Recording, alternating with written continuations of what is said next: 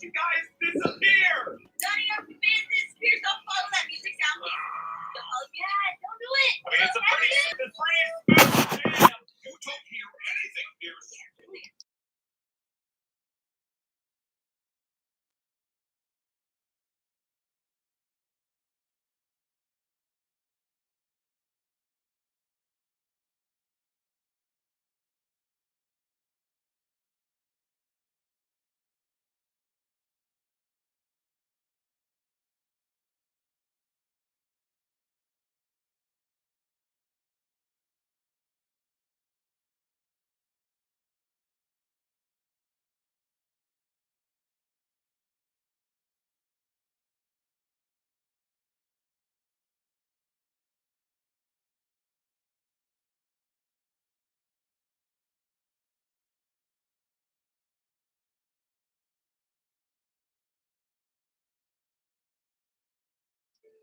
Hey everybody, welcome to my channel. Um, okay, let's get it in. Can y'all hear me? Let me check. Mic check, mic check.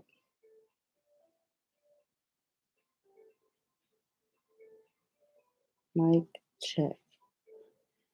Let's see. Mic check, mic check.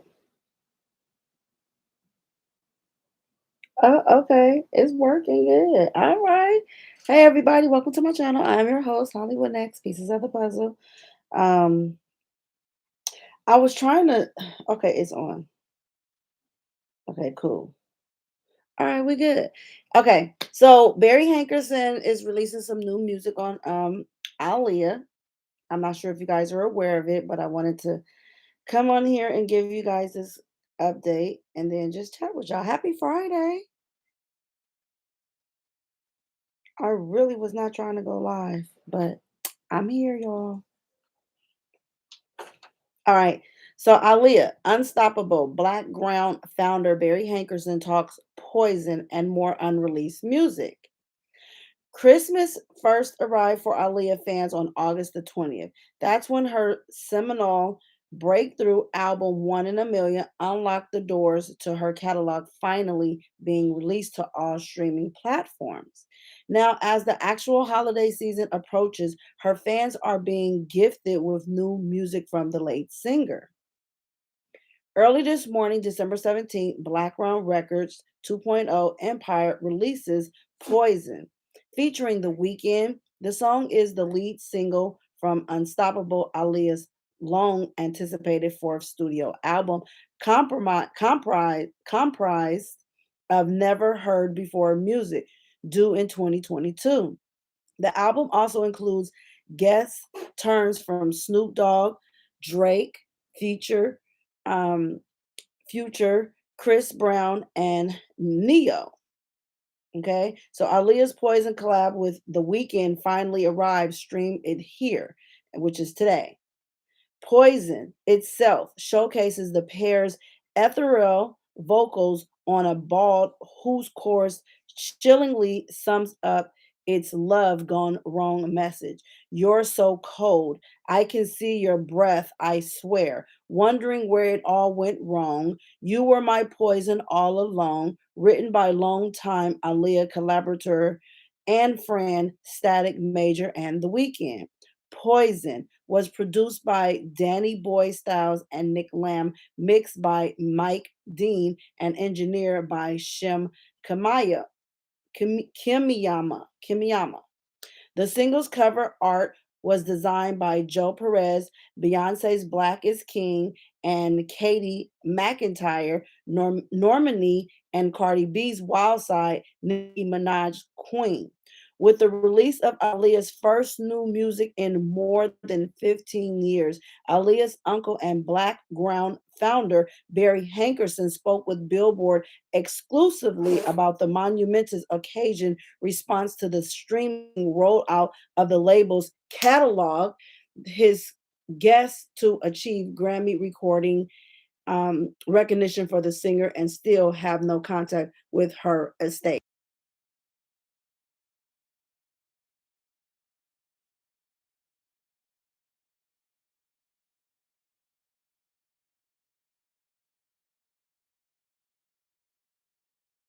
Okay. Aaliyah would love hearing herself with the current stars of the industry that she cared so much about, says Hankerson of Unstoppable. And that's all I wanted to do. What prompted the decision to release Poison as the lead single? When you put a record out, you try to start off with something that gets everybody's attention. I'm a fan of The Weeknd, who called me out of the blue on a Friday night about 3 years ago. He inquired about trying to do something with some of these tracks. If there was anything that Aaliyah had a vocal on, but then we never got together. So when we started on Unstoppable, I remember that call and reached out.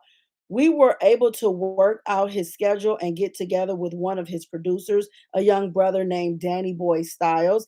After we talked, Danny Boy Styles chaperoned updating the track. Then he flew to Canada to put the vocals on.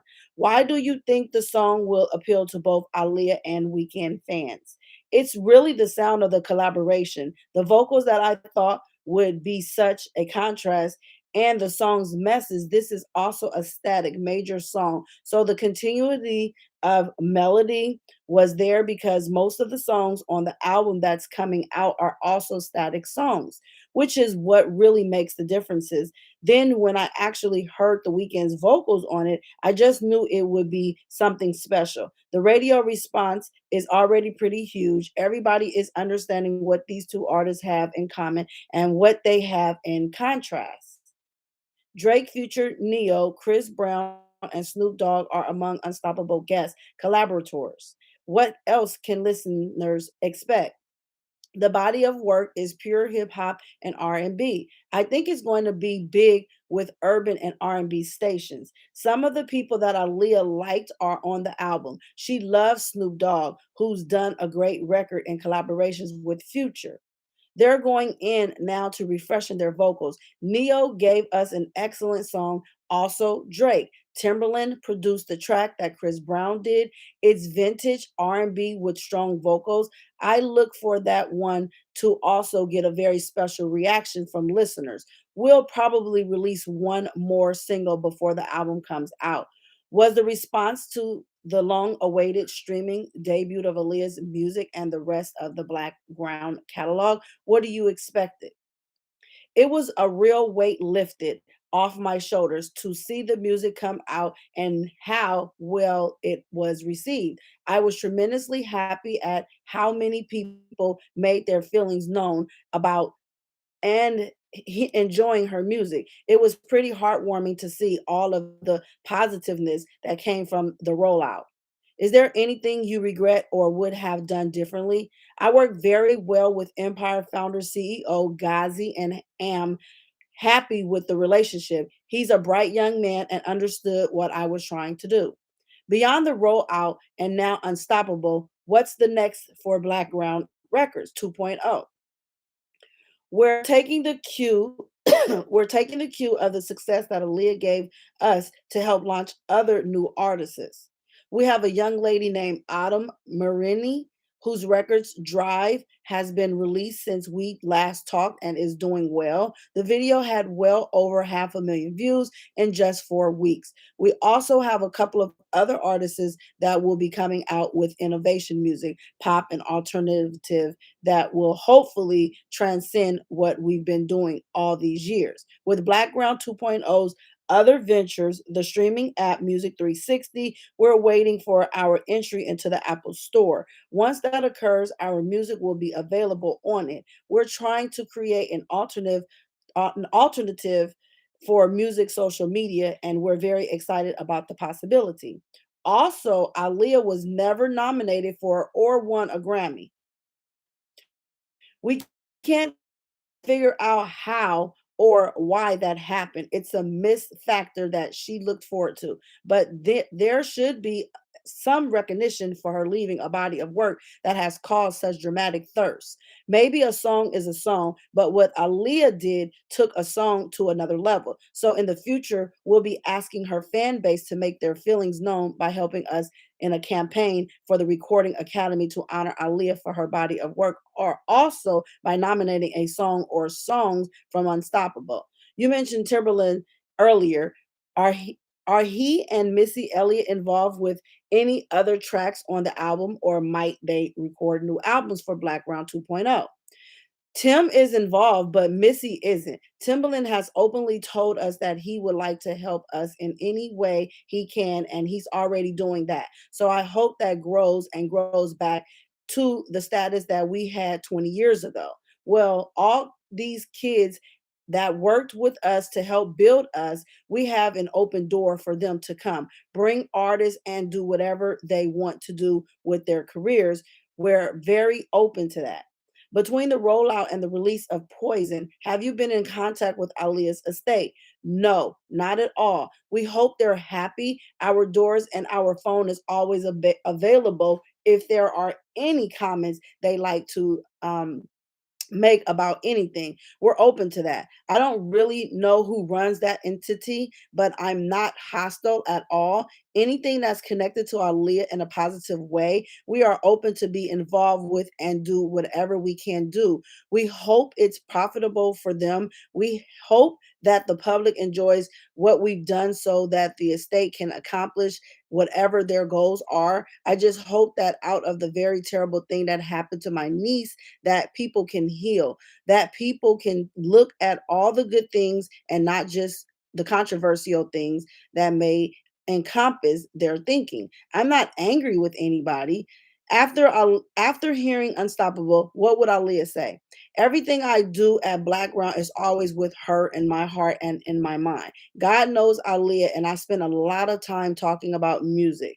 I think she would be very happy with the selections we made and the guests, because the artists themselves made it known to us much they wanted to work with her and be a part of her legacy. And I pray that she is happy. Aaliyah would love hearing herself with the current stars of the industry that she cared so much about. And that's all I wanted to do. And that concludes that particular little reading. Hey everybody, I see you guys. Let's see. So she was nominated for 5 Grammys. Actually, Barry couldn't have fact checked. Right. She definitely, I recall something similar to that. So but what I can do is definitely do a fact check and see yeah, whatever. Nah, nah, made it for Grammys. Let's see. Yeah, she definitely was. One, two, three, four, five. And you are absolutely correct. Who said that in the chat? LLCC. You are correct. She was nominated for 5, more than a woman. For the female R&B that song. Let me see. She got nominated for, I think it said more than a woman.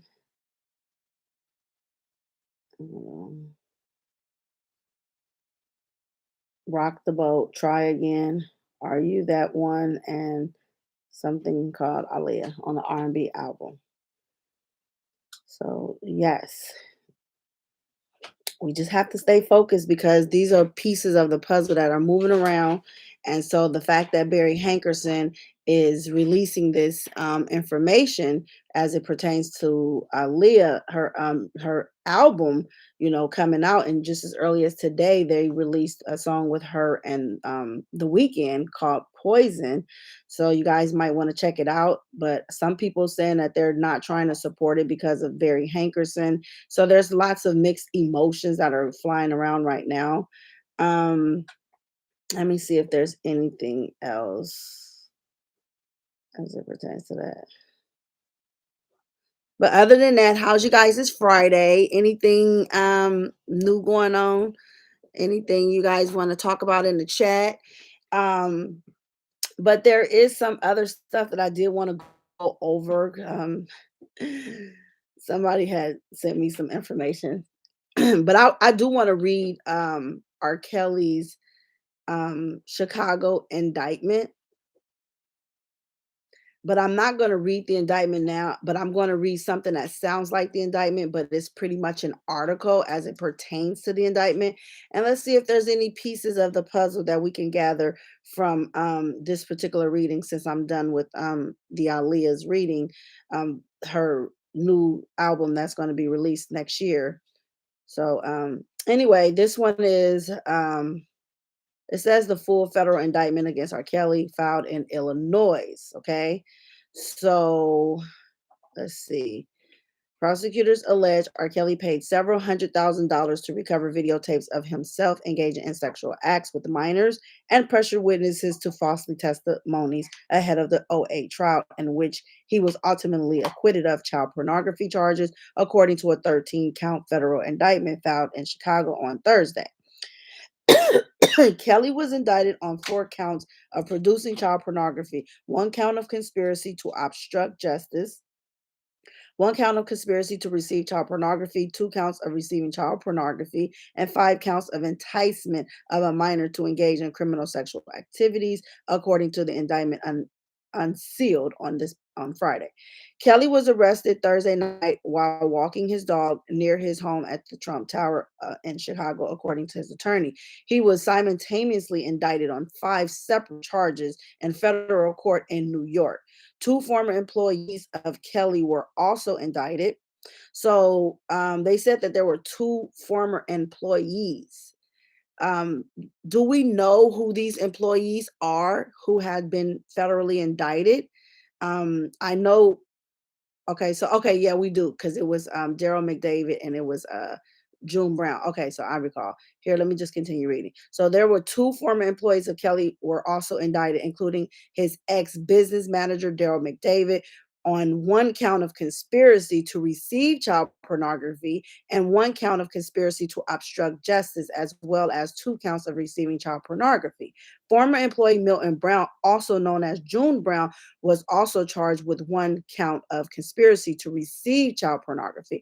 So I recall now, these are the ones who allegedly was trying to pay off Lisa Van Allen, who we know was her in the tapes and not R. Kelly.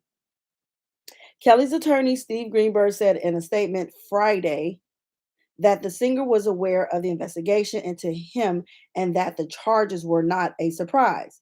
The conduct alleged appears to largely be the same as the conduct previously alleged against Mr. Kelly in his current state indictment and his former state charges that he was acquitted of. Most, if not all, of the conduct alleged in decades old, Greenberg said. The indictment filed in U.S. District Court for the Northern District of Illinois alleges that in 1998 and 1999, Kelly, now 52, coerced an unnamed girl dubbed Minor 1, who was around 12 or 13 years old when they met 2 years prior, into sex acts for the purpose of filming in 4 separate videos. Prosecutors also say that between roughly 1998 and 2002, Kelly engaged in sex acts with that minor and 4 others. Kelly was indicted in June 2002 on 21 counts of child pornography related to one video alleging made with minor 1 and for which he was acquitted in June 2008. Prosecutors aligned on Thursday in an indictment that from 2001, when Kelly learned that some of the video in his collections were missing, through as late as 2015, Kelly, McDavid, and other named associates orchestrated the payments of several hundreds of thousands of dollars to various individuals in an effort to recover said videotapes, coerce witnesses to submit false testimonies, and more. In 2000, authorities say Kelly instructed minor 1 to falsely deny a sexual relationship with him to police. And then in January and February of 2002, caused her and her parents to travel to foreign countries so as to make them unavailable to law enforcement investigating their relationship, and the video at the center of the case and ensuing trial. Then in 2002, prosecutors allege McDavid told minors 1 father to lie to the Cook County. So this is what he's going to be dealing with in his upcoming Chicago trial once he goes there with the co-defendants, which would be Daryl McDavid and June Brown.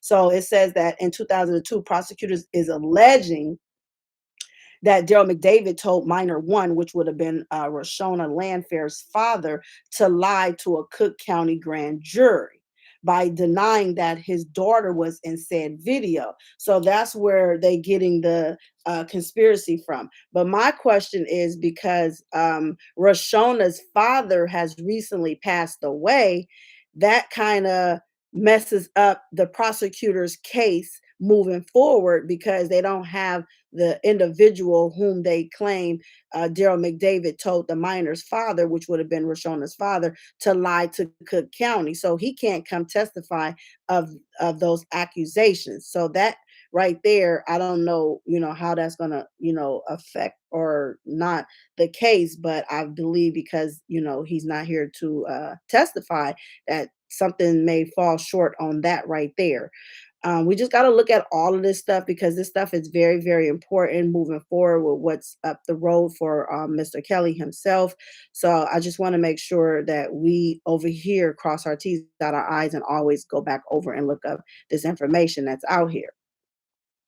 By denying his daughter was in the said video. And at the same time, Kelly alleged persuaded the girl and another identified only as minor two to deny a sexual relationship with Kelly to the Cook County grand jury.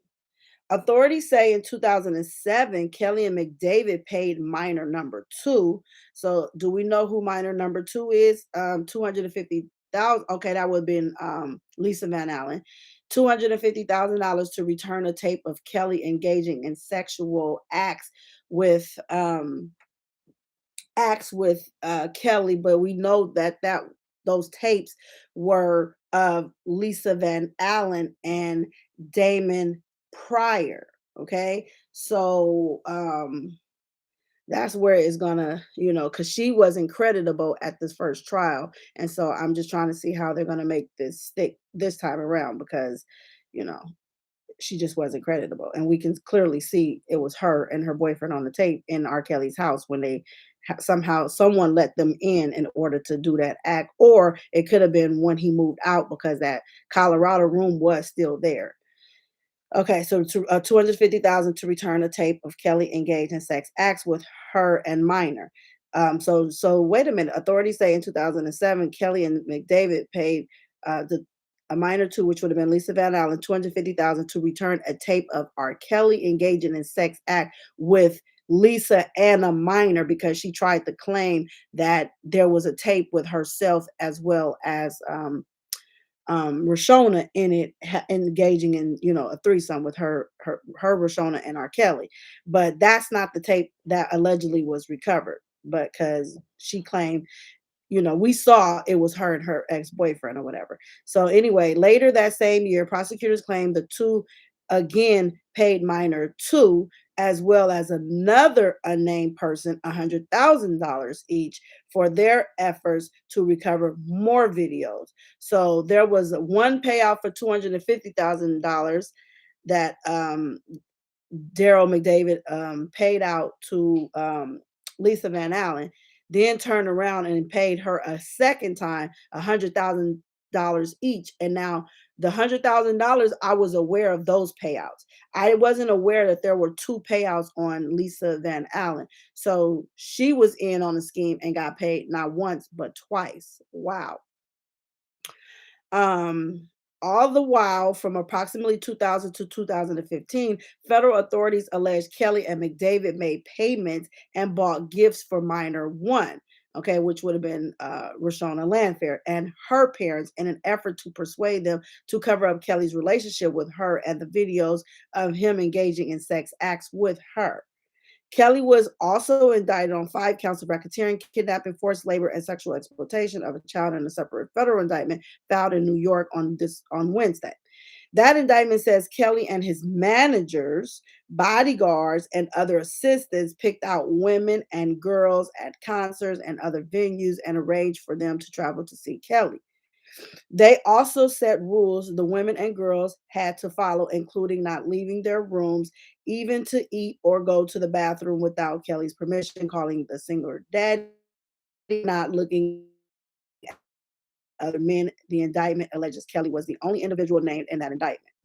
Kelly's arrest in Chicago Thursday came nearly 5 months after he was released on bail for additional sexual abuse charges brought by Illinois prosecutors. He was scheduled to appear in federal court in Chicago for a removal hearing on the New York charges beginning at 1:45 p.m. Central Standard Time. He and his lawyers look forward to his day in court.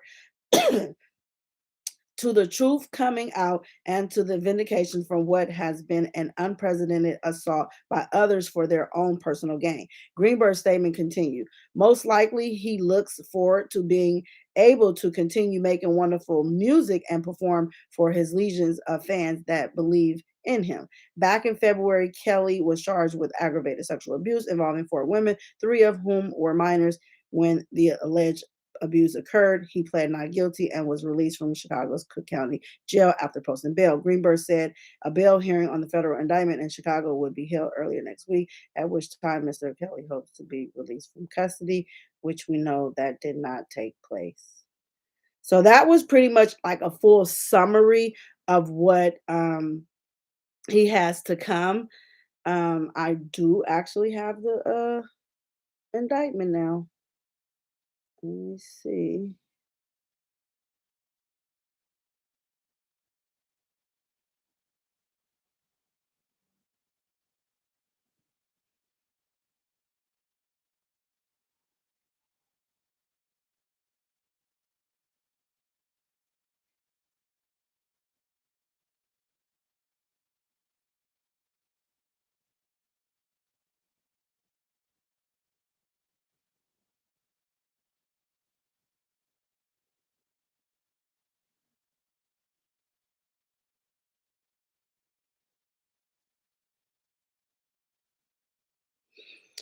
Okay, let's see.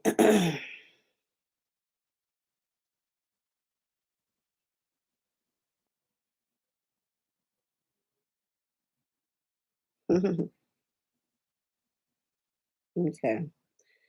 Now, let's see, because a lot of people have been, constantly talking about Don Russell, Don Russell, Don Russell. I don't want to lose focus on, the participants who all were involved.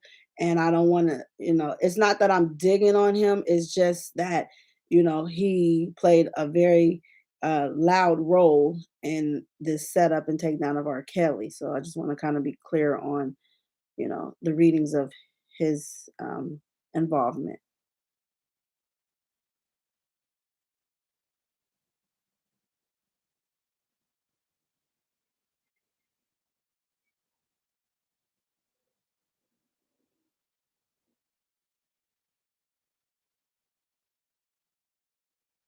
Yeah, it's really clear. I hear it, y'all.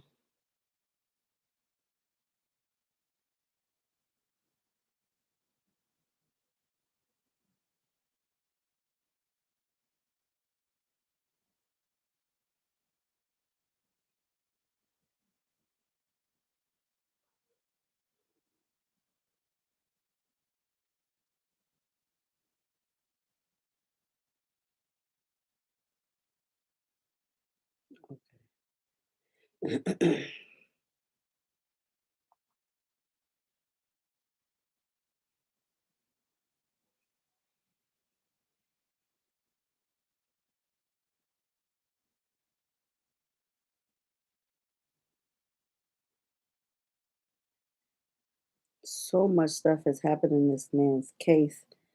All these Palons, my goodness. Unbelievable.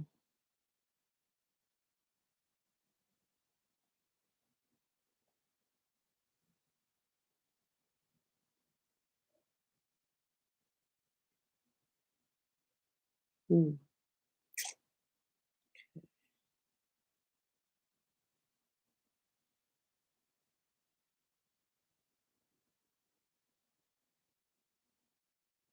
Let's see, what is this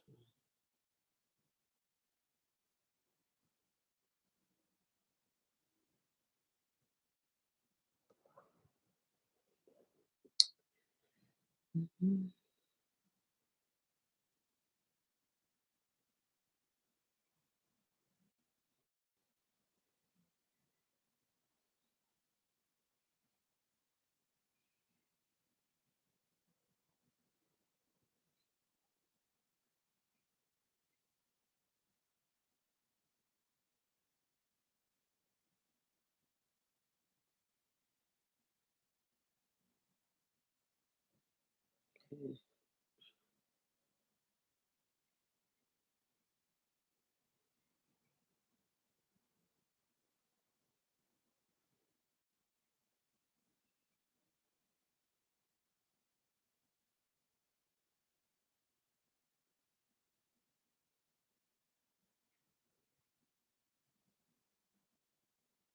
I got a lot of stuff, y'all, but that was pretty much all I had. I really didn't have a lot to bring tonight, and I wasn't really prepared to come on this live at this particular moment. I was trying to set it up. Something happened. I clicked live and it went live. I actually was going to come on camera, but oh, well. So anybody have anything they want to say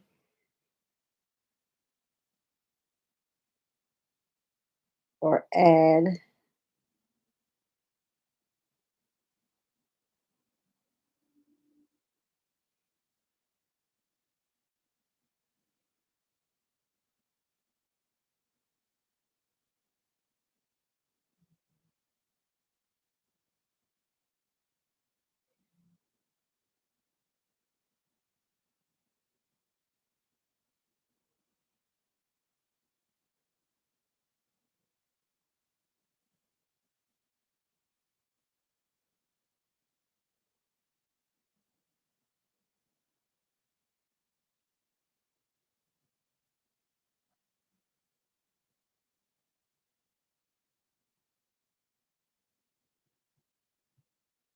Who's connected?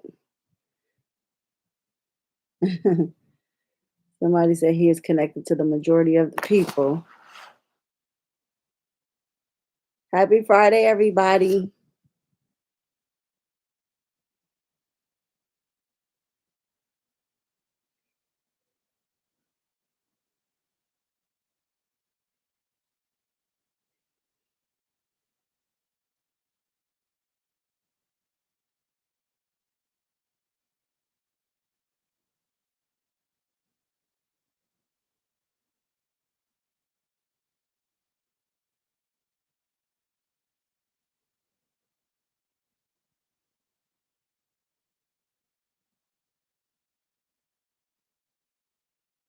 I think I found what I was looking for. All right. And I did. Okay, so this one is the case with Daryl McDavid and R. Kelly. So this is the one that's the upcoming trial for August next year. This one is the United States of America, Robert Sylvester Kelly, also known as R. Kelly, Daryl McDavid, and Milton Brown, also known as June Brown. So, count one, the special May 2019 grand jury charges in or around 1998 or 1999 at Chicago in the Northern District of Illinois, Eastern Division. Robert Sylvester Kelly, also known as R. Kelly, defendant herein, did knowingly employ, use, persuade, induce, entice, and coerce a minor namely minor one, to engage in sexual explicit conduct for the purpose of producing a visual depiction of such conduct, namely video one, and the defendant knew or had reasons to know that such visual depiction would be transported in interstate or foreign commerce or mailed, or such visual depiction was actually transported in interstate or foreign commerce or mailed in violation of Title 18 United States Code, Section 2251.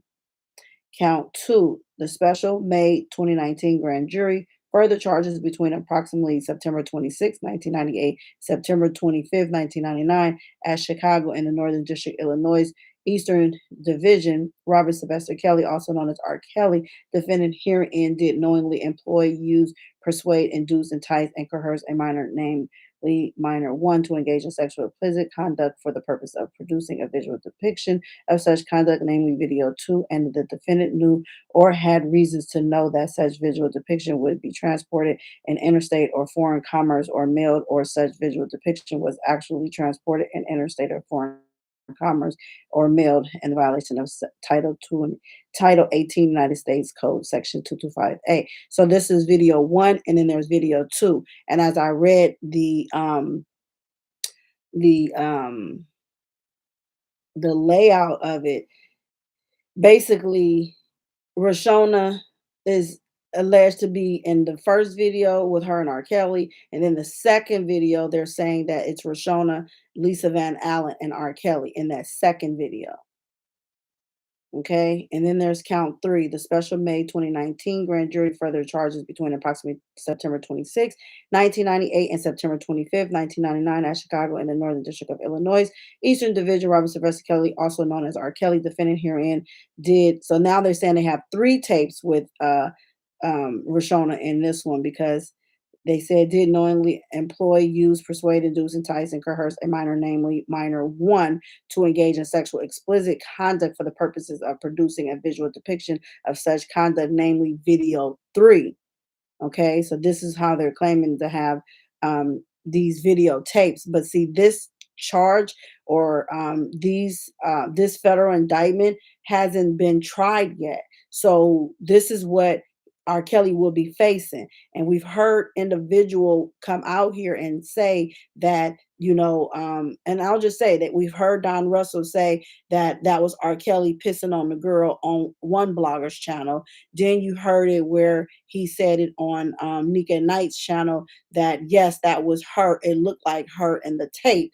So then you have it to where Don Russell also stated that on the other individual's channel that R. Kelly was recording his sex acts because he was recording them because he was advised to do so. But by doing this, it made it to where he was recording pornography. I'm not going to say child pornography, but I'm going to say pornography because even though they're using the word child pornography because they would have to prove that it's a child, but it's the fact that he's saying that he has all these alleged tapes of R. Kelly allegedly having sex with women, and now these videos are considered child pornography. So with that being said, that sounds to me as if Don Russell is trying to extort, blackmail Mr. Kelly into believing he has said tapes,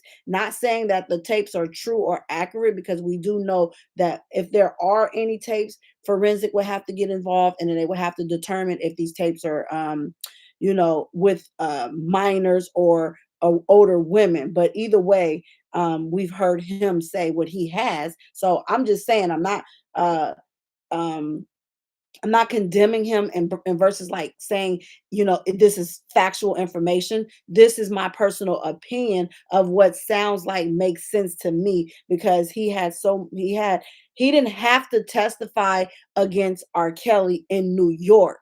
Okay. I believe he has to testify against R. Kelly in Chicago because he's saying publicly that he has seen the tape, and that's R. Kelly pissing on the girls. And then he's even went as far as saying he has possession of tapes with R. Kelly having sex. So to me, it's so much being covered up to the point where people is not really processing everything that people say when they say it. But we have time to now go back and process these words that they have said out of their mouths and just try to come to our own conclusion, not saying that these are the facts of what's going to play out in the near future, but just for our own opinion and prediction. This is what mine is. Okay, so now, or had reasons to know such video depiction. Okay, so we read that. Now let's get to the next one. So count four. The special May 2019 grand jury further charges, and here's another tape that they're alleging minor one also is in this tape as well. Without having to just read the whole thing sounding repetitive because it's really all the same. It's just now they're saying, namely, minor one is in this four tapes that they have, because now they're calling this one video tape number four. Okay, so those are the four federal charges that he's facing with that. And then there's a count five. Okay, so the special May 2019 grand jury further charges at times material to this indictment. So defendant Robert Sylvester Kelly, also known as R. Kelly, was a resident of Chicago, Illinois, and was a Grammy award winning recording artist and record producer. Kelly was the president and manager of several businesses, each located in Chicago and the Northern District of Illinois, that be maintained in furtherance of his music career, including but not limited to Bass Production Ltd. and RSK Enterprise LLC, the Kelly businesses. Okay, so from in or around June 1991 until or around January 2014, Kelly and or one or more of Kelly businesses employed defendant Daryl McDavid as a business manager. McDavid was a principal at Winkler and McDavid Ltd. Located in Oak Park, Illinois. As a manager for Kelly, McDavid was involved in providing services to Kelly, which services were in part intended to protect Kelly's image, reputation, and assets in the face of actual and potential criminal and civil actions involving individuals who were victims of sexual misconduct by Kelly. From at least approximately 1997 to at least approximately June 2018, Milton Brown, also known as June Brown, was employed by Kelly and or more of the Kelly's businesses. Minor one met Kelly in or around 1996 or 1997 when minor one was approximately 12 or 13 years old. Minor two met Kelly in or around 1997 when minor two was approximately 17 years old. Minor three met Kelly in or around 1996 when minor three was approximately 15 years old. Minor four met Kelly in around 1999 when minor four was approximately 16 years old, and minor five met Kelly in or around 1997 and 1990 or 1998 when minor five was approximately 13 or 14 years old. Kelly was born in 1967. Kelly engaged in sexual conduct and sexual acts and those terms. So they have in his upcoming Chicago case, they have one, two, three, four, five alleged minors. Okay, this is very important information because they are accusing him of these sexual acts with five minors under the age of 18, and the youngest as young as 12, and then all the way up to 16 years old. So we know minor one um, is alleged to be Rashona Landfair. Minor two is Lisa Van Allen. Minor three, four, and five is to be determined because I can't think off the top of my head who they are. Not that I don't, but I'm sure I do. But we just have to break this back down again.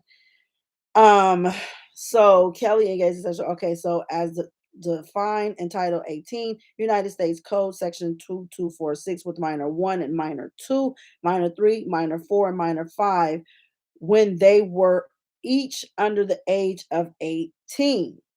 Between in or around 1998, in or around 2002, Kelly recorded himself.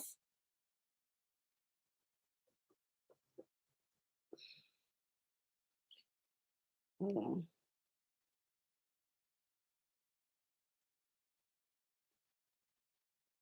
He recorded himself on video engaging in sexual contact and sexual acts with minors, including minor one, two, four, and five. Video one, video two, video three, and video four depicts Kelly engaging in sexual. So these are tapes that they say they have.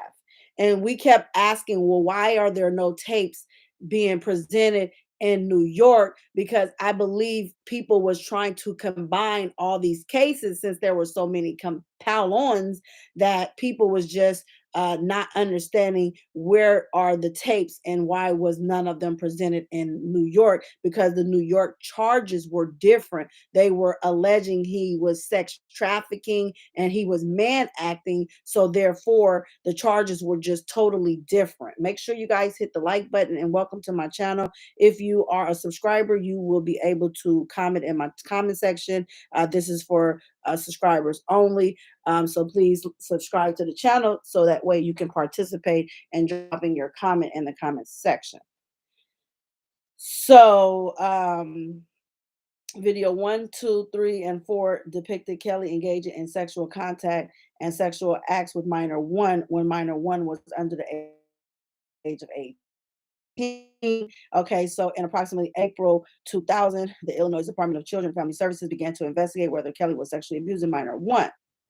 On or about June 5th, 2002, a grand jury of the Circuit Court of the Cook County, Illinois, returned the indictment charging Kelly in the case of people of the United States of the state of Illinois versus Kelly, 02CR14952, Cook County case with 21 counts of child pornography. pornography related to video one and minor one. The case was tried to a jury beginning on May 20th, 2008, and on June 13th, 2008, Kelly was acquitted of the charges.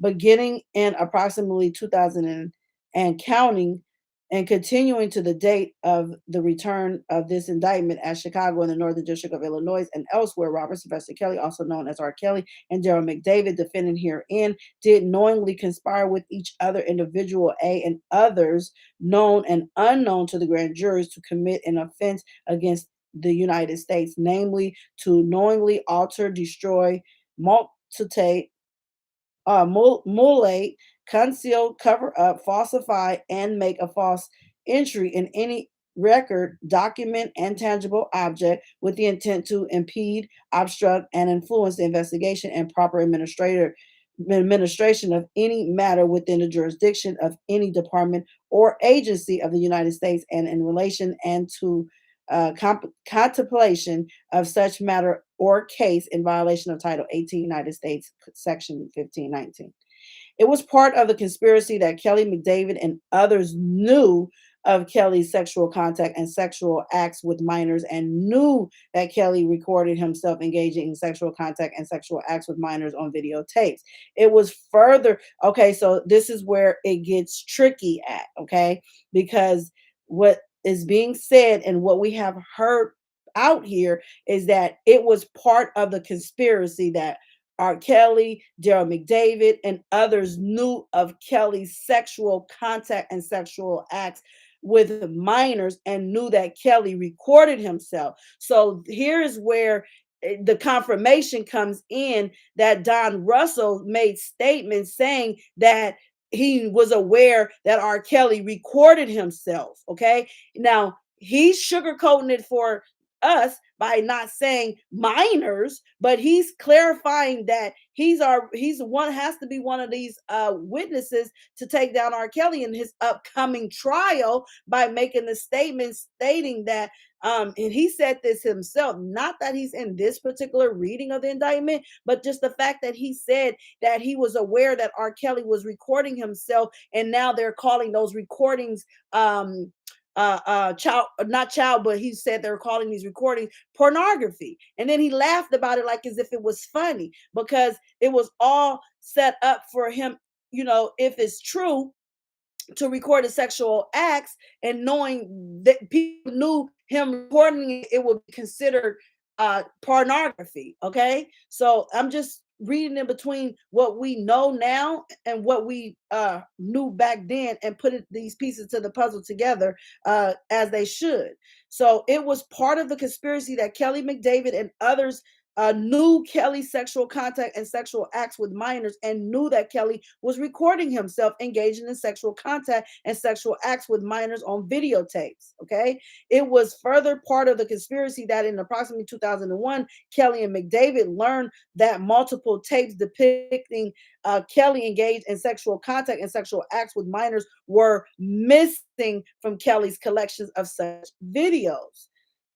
It was further part of the conspiracy that in order to conceal and cover up the existence of videos from investigators, Kelly, McDavid, and others agreed to collect the missing tapes that depicted Kelly engaging in sexual contact and sexual acts with minors. So the problem that I'm having with reading this is that although they're putting Daryl McDavid and R. Kelly and June Brown together, and then making these accusations about there being tapes out there, the problem I'm having is that it's been confirmed that Don Russell is the main one saying he has these tapes.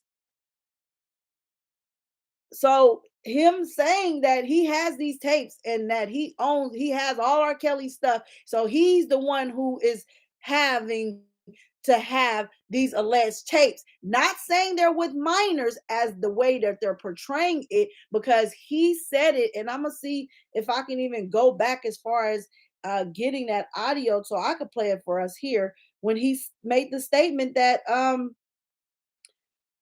these tapes, they allegedly do exist, and that he had these tapes. So I just want to go back and see you know, what's here of what he, had alleged, because it's starting to go with this case as well as his involvement in the last New York case, because he wasn't really, even though they brought him up in the New York case, him and his mother, as being a part of the enterprise and for doing the bomb threat, he was securing the conviction for excuse me, he was securing the conviction for New York, but then he also has a very valuable role in the Chicago upcoming trial as well, based on his appearances out here and his statements that he has made out here to go and say, he's aware of these tapes of R. Kelly. He's confirmed, we've heard him say, yes, he pissed on the girl. Yes, that looks like her. Yes, that's him. Yes, he has sexual tapes out here that he was advised to record. So that goes hand in hand with the confirmation that that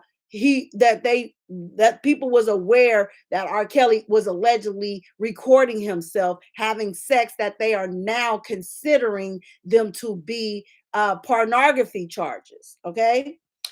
Um, so it was further part of the conspiracy that Kelly McDavid and others agreed to pay money and cause money to be paid on Kelly's behalf to victims, witnesses, and others to ensure that they would not cooperate with law enforcement and would conceal and cover up evidence, including videos related to Kelly's sexual contact and sexual acts with minors, such as the following.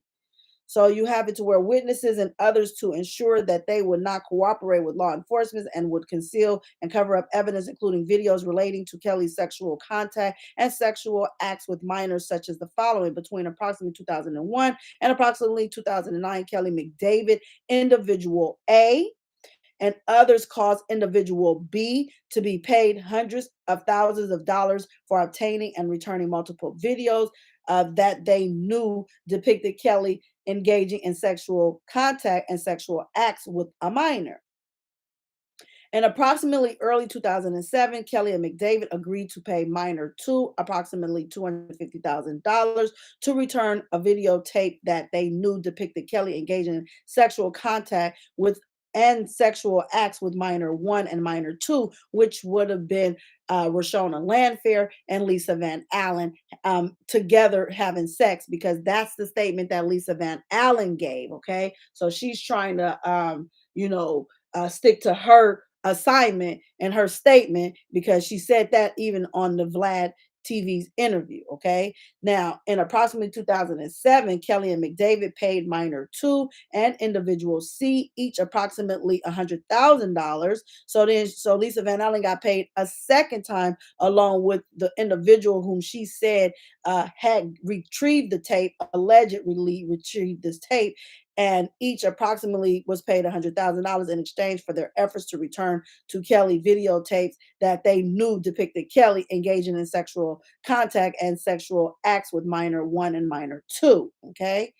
As a condition of being paid money for returning videotapes that depicted Kelly engaged in sexual contact and sexual acts with minors, Kelly and McDavid directed minor 2, individual B and individual C to take polygraph examinations regarding whether they had returned all copies of such videotapes. In approximately June 2008, after learning that individual B planned to announce at a press conference that he had been recovered videos depicting Kelly's engaged in sexual contact and sexual acts with minor, Kelly McDavid and other paid individual B approximately $170,000 to cancel the press conference. Do we know who was scheduled to have a press conference? Do we know who individual B is, and who this individual was that was scheduling this press conference? I think we need to look under the microscope and just get a little bit more information as it pertains to that old trial with this individual B, who was paid $170,000 to cancel the press conference, who was threatening to extort R. Kelly in some way, shape, form, or fashion. Okay, so I think we need to clarify that.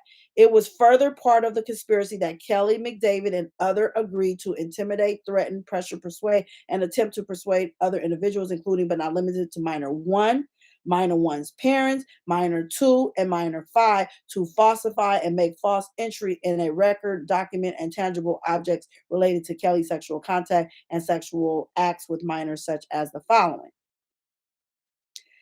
In approximately December 2000, pursuant to instructions that minor one received from Kelly, minor one falsified and caused a false entry to be made in a police report. So here we have it to where this is what is the new charges for R.Kelly, is because they're trying him on the fact that someone is making an accusation that R.Kelly had paid Rashona Landfair to falsify her statement in a police report, okay, when she was a minor.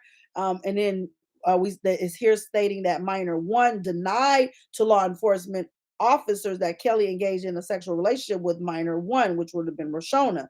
So she would have to be testifying against R.Kelly to say, yes, he paid me and my family off, or she can only speak for herself, what she knows, off to lie to the police officers in her police report, as well as on the stand, to say that she did not have no sexual relationship with R.Kelly, in order for them to be bringing this up as a charge. So they have to have some type of cooperating evidence, factor, and witness to say that this is what it is, in order for them to charge him this way, from what I understand. Now, if I'm wrong, put it in the chat and make those corrections. But this is what it is appearing to me from the reading, that Rashona is going to be testifying against R.Kelly, and that's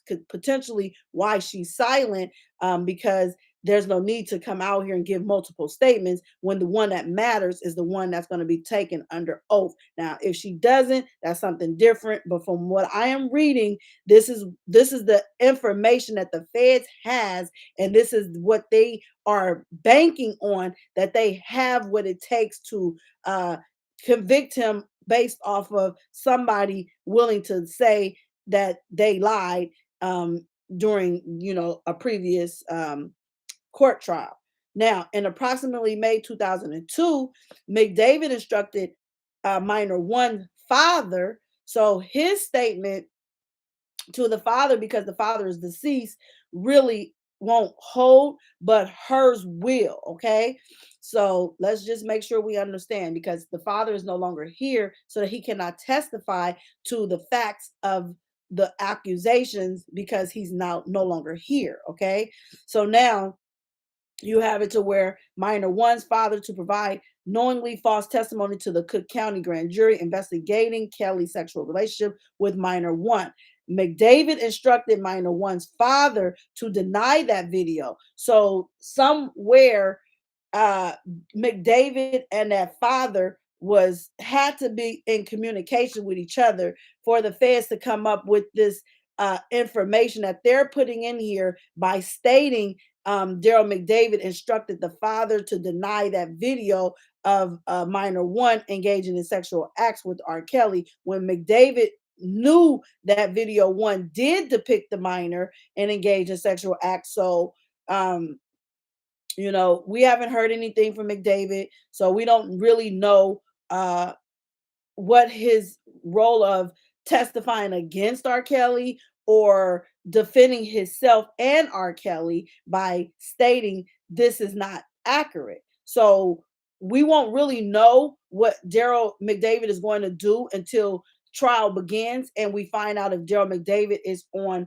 because he is the co-defendant. But will he be a government witness to tell R.Kelly did these accusations and confirm the government's theory, or will Daryl McDavid deny it and defend himself and R.Kelly? Because it's like, if you say he did this, you're going to get him convicted and yourself convicted. You may get lesser time for cooperating, but you still gonna get some time. So it's kind of in the air, and I don't want to make a prediction as to what he's going to do.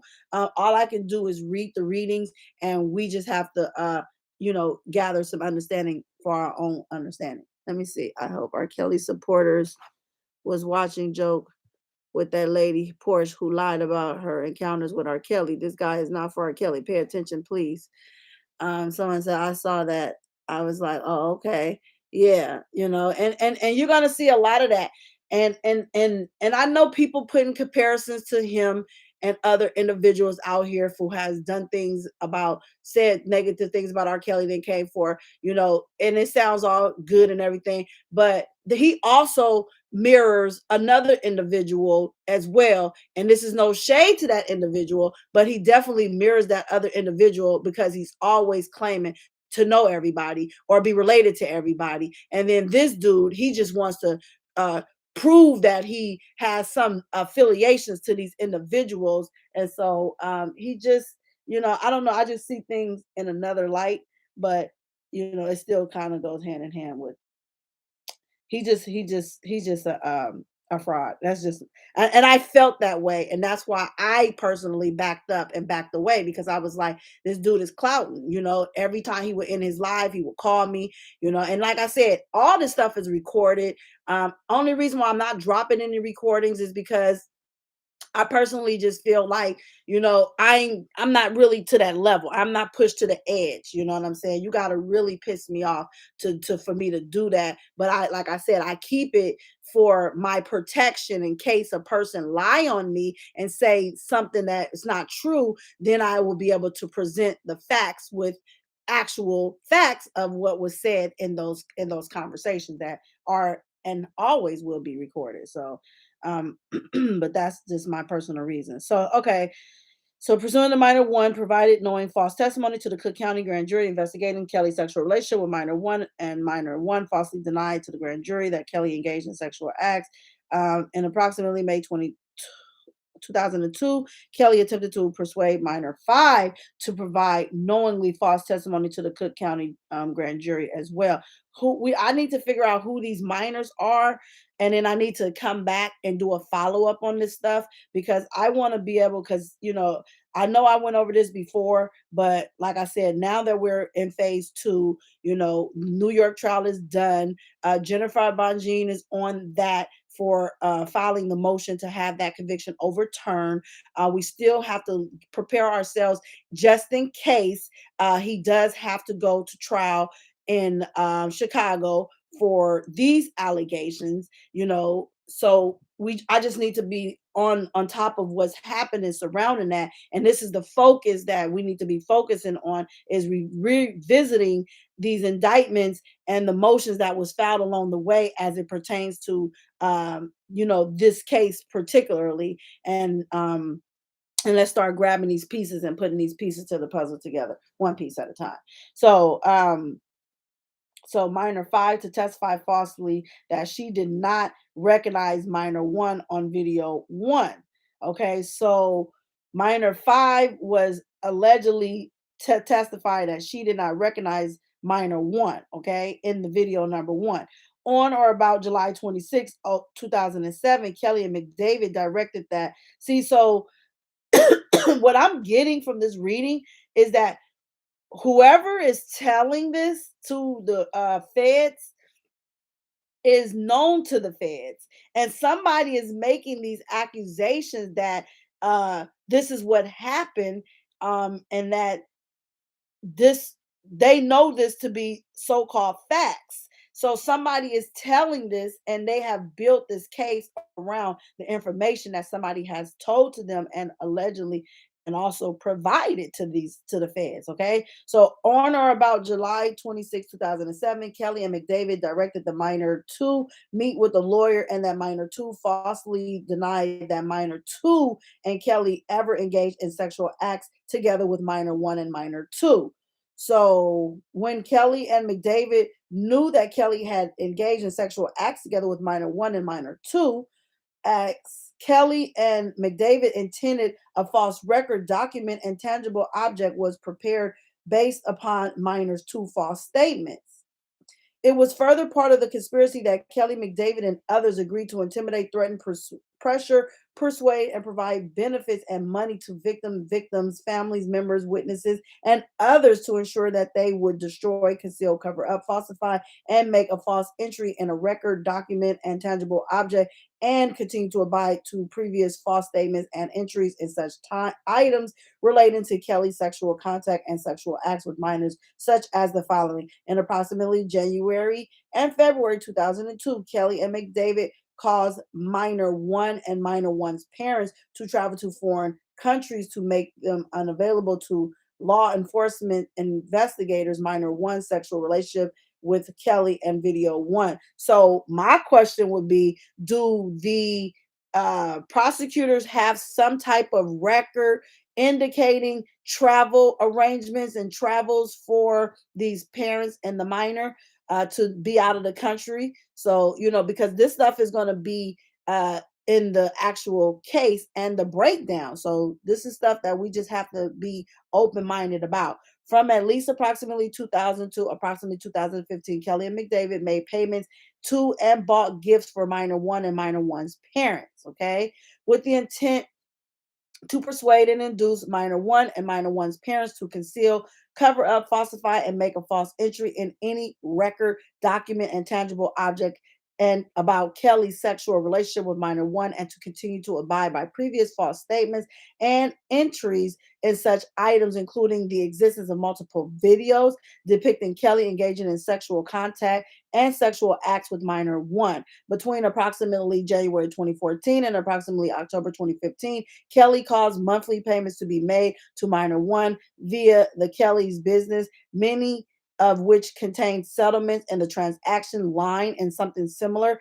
Kelly made these payments to ensure that minor one continued to obey by her prior false statements regarding Kelly's sexual relationship with minor one, and to ensure that minor one continued to conceal and cover up the existence of multiple videos depicting Kelly engaged in sexual contact and sexual acts with minor one.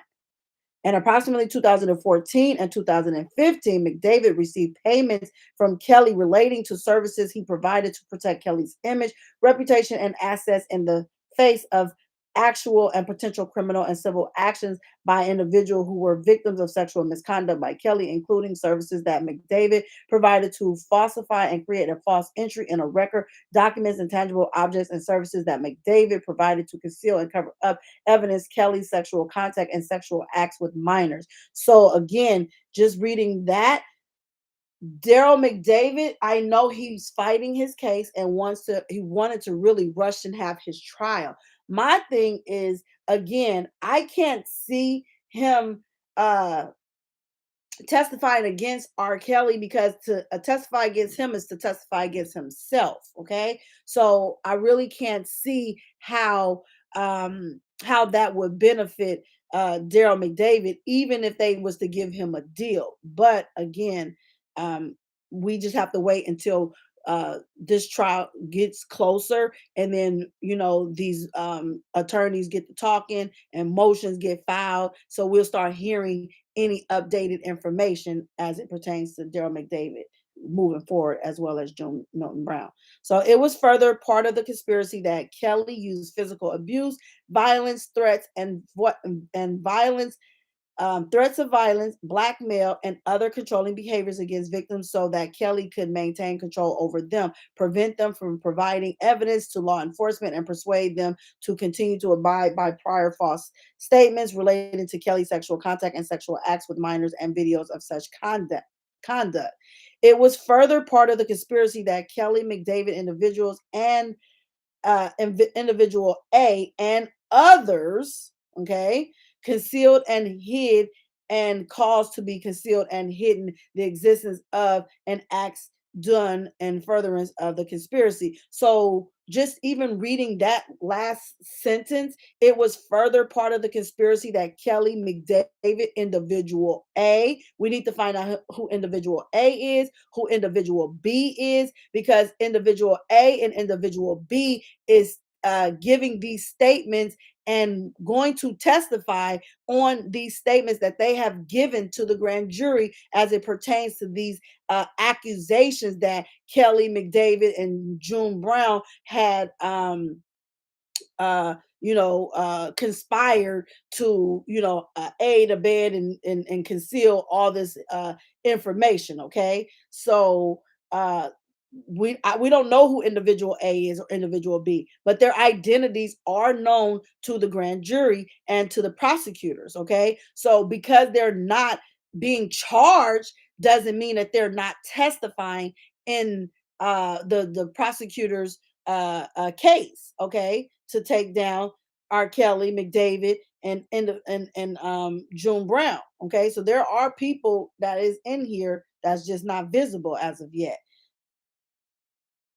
Okay, so overacts in furtherance of the conspiracy and in furtherance of the in furtherance of the conspiracy and to accomplish the objective of the conspiracy, defendants committed one or more overacts in the Northern District of Illinois, Eastern Division, and elsewhere, which overacts included but were not limited to the following. In approximately March or April 2007, so see, this is what's happening. It sounds like double jeopardy, but in reality, it's not double jeopardy. What they're doing is charging this in a way that it sounds like double jeopardy because this is all related to the original trial. But what's not double jeopardy about this is that the way they're charging it in a way of, R. Kelly, McDavid, and June was conspiring to hide the charges from the first trial and get witnesses intimidated and paid out to not cooperate. So this is more of what this is about. This is about people who allegedly, if it's true, okay, I have to say it this way because of the way they're charging it, these allegations. If these allegations are true, that means somebody who was aware of this stuff is now complying with the government, and basically they're telling this story, whether it's true or false. They're telling this story to authorities to gain convictions on R. Kelly. Okay, so in approximately March or April '07, Daryl McDavid on Kelly's behalf received from minor 2 and individual C a videotape that McDavid and Kelly knew depicted Kelly engaging in sexual contact and sexual acts with minor 1 and minor 2. So we know 2 is to be Lisa Van Allen, but then they say individual C. We know one of the individuals was somebody who she named. If we go back and listen to Vlad TV's interview, she names dropped these individuals whom allegedly had she got the tape and gave the tape to this person, and then this person convinced this person to bring the tape back for the payouts. So the names are out there, that they are known. We just got to do a little bit more digging and get this information and put these pieces to the puzzle together as they fit, in the right places. So there is an individual C. Now, a videotape that McDavid and Kelly knew depicted Kelly engaging in these sexual contacts and sexual acts with minor 1 and minor 2, which would have been Lisa Van Allen and Rashona, which we never saw that tape to this day. Okay, but allegedly it's supposed to be out there. Okay, in approximately March or April 2007, McDavid on Kelly. See here, this is where now they're throwing it off on R. Kelly. So in approximately March or April 2007, McDavid on Kelly's behalf. So they're saying R. Kelly said to do these things on R. Kelly's behalf. Okay, so that's why he's the one that's being ridiculed the hardest, because people are saying that they acted on R. Kelly's behalf.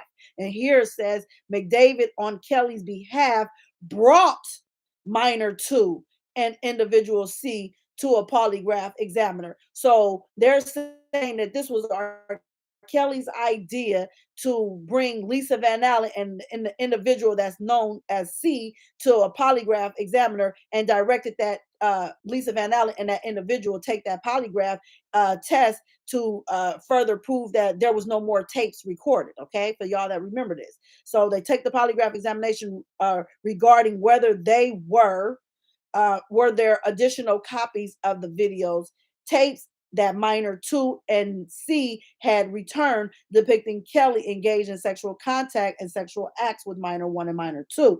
So we know Lisa Van Allen is confirming this because she's already publicly came out and said this. Now, will they use her again to testify against R. Kelly? I don't know. That would be stupid when she was discredited in his first trial, but because of they're not going after her, but yet have her confirm that she picked these tapes up, then I can see her testifying. And again, she's already publicly came out and said these things that's in this indictment, which would lead me personally to believe, in my opinion, that she will be testifying against R. Kelly in Chicago. So Lisa Van Allen will allegedly be testifying against R. Kelly to confirm that she was paid off, and her and individual C was paid off and to take polygraph tests to confirm that they did not have any other tapes that she allegedly took. So this is where she would be testifying and coming in at for her confirmation of that. In approximately September 2008, Kelly caused a Bass Production Ltd. check signed by Daryl McDavid to be issued to minor one's father, payable in the amount of $30,000. In approximately August 2013, Kelly caused Bass Productions Ltd. to transfer title of a GMC Yukon Denali to minor one. In approximately September 2014, Kelly caused a wire transfer in the amount of $80,000 to be paid to McDavid through his firm, Winkler and McDavid Ltd. Now, why would R. Kelly be wire transferring $80,000 to Daryl McDavid? To me, it sounds like Daryl McDavid was stealing $80,000 and wire transferring it to himself. And since he was the accountant at the time, he had access to making those type of power moves. Okay. In approximately October 2014, Kelly caused a RSK Enterprise LLC check to be issued to minor one, payable for the amount of $1,150 with the notation personal R. Kelly in the memo line.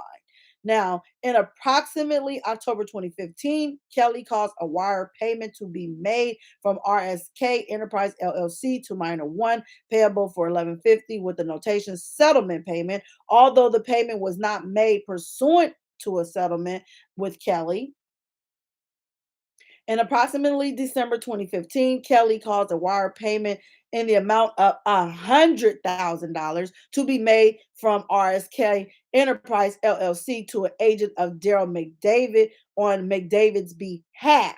So here you have it to where, again, Daryl is stealing allegedly $100,000 this time, because now he didn't got away with taking $80,000, and he figured, okay, R. Kelly ain't noticed it, he ain't said nothing. Let me send out another $100,000, and in this $100,000, he wired it to an agent of his own on his own behalf. So Daryl McDavid authorized this and sent this payment out. And now, all in violations of Title 18 United States Code Section 371. Okay. Now, count 6, the special May 2019 grand jury further paragraphs 1, 3, 4, 5, 6, 7E and 8D of count 5 and incorporated here, beginning in or around August 2001 and continued to in or around April 2007 at Chicago's in the Northern District, Illinois, Eastern Division, and elsewhere. Robert Sylvester Kelly, also known as R. Kelly, Daryl McDavid, and Milton Brown, also known as June Brown, defendants herein did knowingly conspire with each other, individual A, individual B, and others known and unknown to the grand juries to receive child pornography. So that's why I have a problem with Don Russell having alleged tapes that he claims R. Kelly was filming himself, because here, even though he's not mentioned as a co-defendant in this case, it's just what he said out here that makes me, in my personal opinion, that does not reflect the facts of what may come in the future. But my opinion is that he is cooperating with the authorities because he's confirming he has said tapes. So it leads me to believe, even if they're not with minors, and we can clearly hear their probably sexual encounters that he had with adults, but because we don't know the content that's on those tapes, so we can't really say who is and who isn't. But just based off of what we know and what I'm reading, it sounds like we have someone out here that is saying they have access or had access to these sexual tapes. So defendant herein did knowingly conspire with each other, individual A, individual B, and others known and unknown to the grand jury to receive child pornography. So that's why he's saying R. Kelly authorized him to have these masters. R. Kelly authorized him to hold on to his belongings because somebody is telling the grand jury that to receive child pornography as defendant in Title 18 United States Code, Section 22568A, namely Video 2, Video 3, and Video 4, that has been mailed and shipped and transported in interstate and foreign commerce by any means in violations of Title 18 United States Code, Section 2252A, 2, and B1. Now, there's count 7. The special May 2019 grand jury further charges in or around 2001 or 2002 at Chicago's the Northern District of Illinois, Eastern Division, and elsewhere. Robert Sylvester Kelly, also known as R. Kelly, and Daryl McDavid, defendants herein, did knowingly receive child pornography as defined in Title 18 United States Code 22568A, namely Video 2 and Video 3, that has been mailed and shipped and transported in interstate and foreign commerce by any means in violations of Title 18 United States Code, Section 2252A, 2, and 2. Now here's count 8.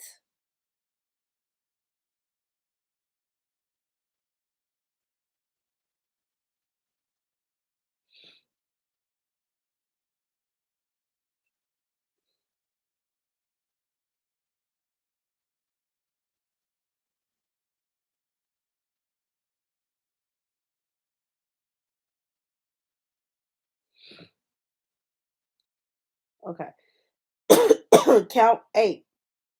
The specialty May 2019 grand jury further charges in or around March or April 2007 at Chicago in the Northern District of Illinois, Eastern Division, and elsewhere. Robert Sylvester Kelly, also known as R. Kelly, and Gerald McDavid, defendant herein, did knowingly receive child pornography as defined in Title 18 United States Code, Section 22568A, namely Video 4, that has been mailed and shipped and transported in interstate and foreign commerce by any means in violation of Title 18 United States Code, Section 2252A, A, 2, and 2. Count 9. The special May 2019 grand jury further charges in or around 1999 and in Chicago, the Northern District of Illinois, Eastern Division. Robert Sylvester Kelly, also known as R. Kelly, defendant herein, using the mail or any facility and means of interstate and foreign commerce, did knowingly persuade, induce, entice, coerce an individual, namely minor 1, who had not attained the age of 18 to engage in sexual activity for which any person can be charged with a criminal offense, namely aggravated criminal sexual abuse in violation of Title 720, Illinois Compiled Statutes, Section 512-16D, in violation of Title 18 United States Code, Section 2422B. Count 10. The special May 2019 grand jury further charges between approximately late 1997 and June 10, 1998 at Chicago in the Northern District, Illinois of Eastern Division. Robert Sylvester Kelly, also known as R. Kelly, defendant herein, using the mail or any facility and means of interstate and foreign commerce, did knowingly persuade, induce, and entice and coerce any individual, namely minor 2, who had not attained the age of 18 to engage in sexual activities for which any person person can be charged with a criminal offense, namely sexually exploitation of a child in violation of Title 18 United States Code Section 2251A, in violation of Title 18 United States Code Section 2422B. Count 11. The special May 19, 2019 grand jury further charges in or around summer of 1996 at Chicago in the Illinois Northern District of Illinois, Eastern Division, and elsewhere. Robert Sylvester Kelly, also known as R. Kelly, defendant herein using the mail or any facility and means of interstate and foreign commerce did knowingly persuade, induce, entice, coerce an individual, namely minor 3, who had not attained the age of 18 to engage in sexual activity for which any person can be charged with a criminal offense, namely aggravated criminal sexual abuse, in violation of Title 720 Illinois Compiled Statute Section 5-12-16D, in violation of Title 18 United States Code Section 2422B. Count 12. The special May 2019 grand jury furthers between approximately 1999 and August the 1st, 2000 at Chicago in the Northern District of Illinois Division. Robert Sylvester Kelly, also known as R. Kelly, defendant herein using the mail and facility and means of interstate and foreign commerce, did knowingly persuade, induce, entice, and coerce an individual, namely minor 4, who had not attained the age of 18 to engage in sexual activity for which any person can be charged with a criminal offense, namely sexual exploitation of a child in violation of Title 18 United States Code Section 2251A and violations of Title 18 United States Code Section 2422B. So my question is, and I'm almost done. I think this is the last minor. Count 13 to the special May 2019 grand jury further charges in or around. See, so that's why the charges sound the same, but it's really not the charges, but the case sounds the same, but the charges are actually different. But here in or around 1997 or 1998 at Chicago in the Northern District of Illinois, Eastern Division, Robert Sylvester Kelly, also known as R. Kelly, defendant herein using the mail or any facility and means of interstate and foreign commerce did knowingly persuade, induce, entice, and coerce any individual, namely minor 5, who had not attained the age of 18 years to engage in sexual activities for which any person can be charged with the criminal offense, namely aggravated criminal sexual abuse in violations of Title 720 Illinois Compiled Statutes Section 5/12-16D, in violations of Title 18 United States Code Section 2422B. And then here is the forfeiture allegation. Okay. So the special May 2019 grand jury further alleges upon conviction. So this is why this is very important right here. Because upon conviction of an offense in violations of Title 18 United States Code, Section 2251, 2252A, and 2422, as set forth in this indictment, defendant shall forfeit to the United States of America any matters which contain visual depiction described in Title 18 United States Code Section 2252A, any property constituting any traceable to gross profit and other proceeds obtained for such offense, and any property used and intended to be used to commit and to promote the commissions of such offense, and any property traceable to such property as provided by Title 18 United States Section 2253A upon conviction of any offense in violations of Title 18 United States Code Section 371 as set forth in this indictment. Defendant shall forfeit to the United States of America any property which constitutes and is derived from proceeds traceable to the offense and provided in Title 18 United States Code Section 9A1A 1C and Title 28 United States Code Section 2461C. The property to be forfeited includes but is not limited to a personal money judgment in the amount of at least approximately 1.5 wait, looks like 1,554,784,000. And then again, I could be reading this wrong. It could be 1,554,748. Okay, so it could be a $1.5 million judgment if any of the property described above as a result of any act or omissions, okay, by a defendant cannot be located upon the exercise of due diligence, has been transferred or sold to or deposited with a third party, has been placed beyond the jurisdiction of the court, has been substantially diminished in value, or has been commonly with other property which cannot be divided without difficulties, the United States of America shall be entitled to forfeiture of substitute property as provided by Title 21. So basically, what it sounds like to me, and correct me if I am wrong, if R. Kelly was to get found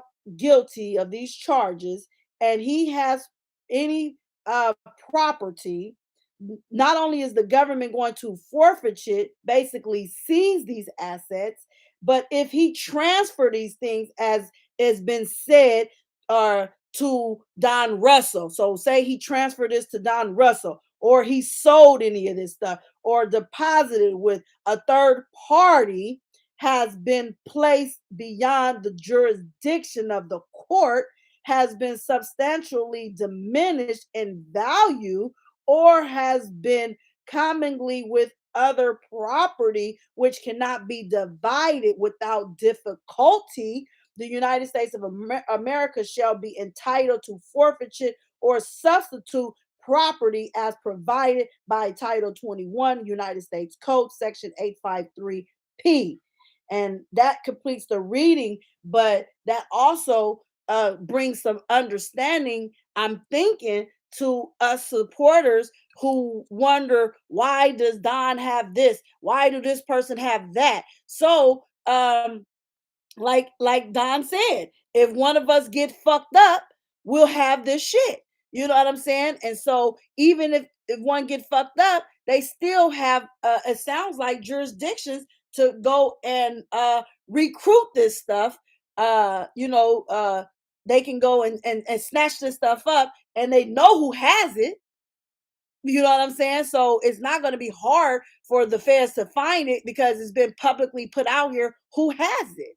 And video evidence showed proof of who has it. So, I think this money trail goes real deep and long lasting, and it's starting to really come together for clearer understanding for us people who actually research and understand the reading of these indictments. So I'll just read the comments for a second, give you guys a few minutes, and then yeah.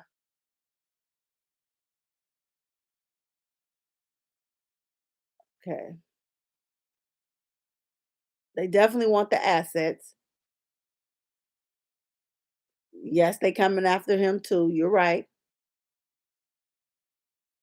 And so I want to see if anybody can maybe email me if you guys are aware of who these um who these people are, these minors that they're alleging, which is a minor 1 through minor 5, because these are going to be the new ones to be going against R. Kelly. So it has a lot to do with his original trial, but it has a lot to do with what's happening right now. Right. You're right, Big Mom. You're right about that.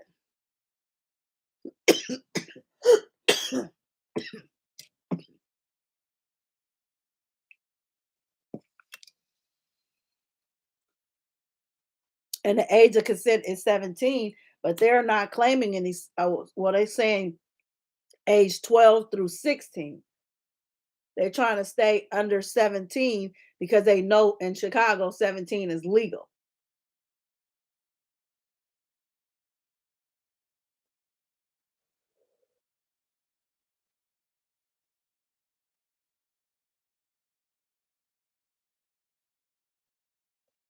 Here, let me go back over it for you.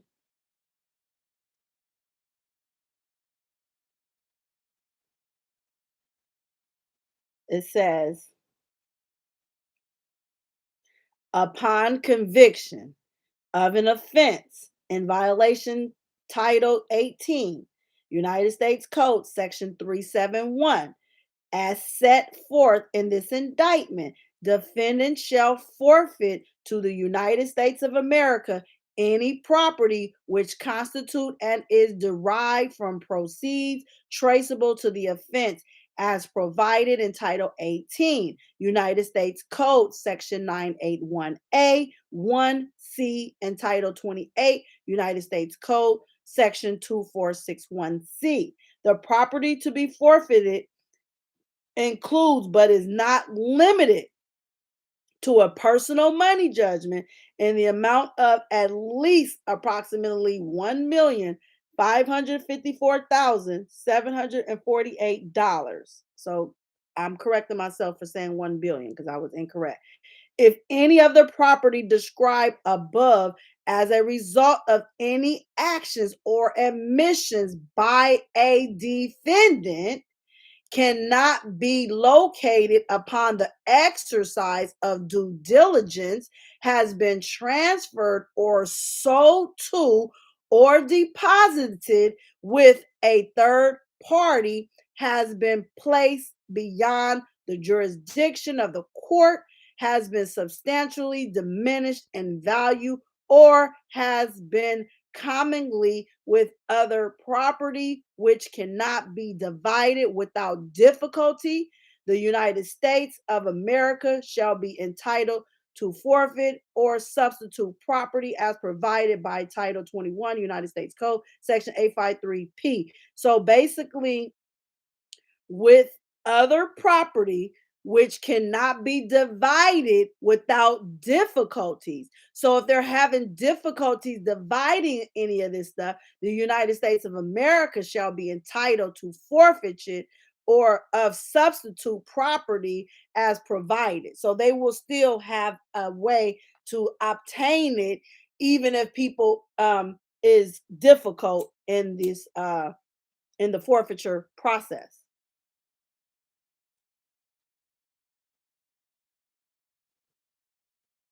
So if there was no investigation, where these victims come from? Right. This is why the letter is being read and the joke know what he is doing. Just him saying R. Kelly name have drawn a lot of his supporters, correct? I, that is correct. So if there was no right, there was yeah, he needs the best attorneys in the Chicago case. The people in Chicago will not convict Kelly. They did it once, they will do it again. And I can see that too. I actually can see that. Because but to answer your question, Vi, you say so if there was no investigation where these victims come from, they came from the previous trial, and but everybody did not um he wasn't on trial for everybody. He was on trial for Rashona and that tape that nobody could confirm it was her. So now these charges are more saying that they were paid off, they were paid to lie, to not be able to testify against him and sent out the country. So tampering with evidence and witnesses and pretty much bought off a non-conviction is what they are stating. So in order for them to prove this, they would have to have the alleged minor from the first trial come and testify in this trial stating that she lied. So they would have to grant her some type of immunity for her to get out here and state that, because I can't imagine her perjuring herself and saying, yeah, I lied, when you already came and testified once and he was found not guilty. For you to come now, they would be working with her to get her to have immunity to say what they need her to say.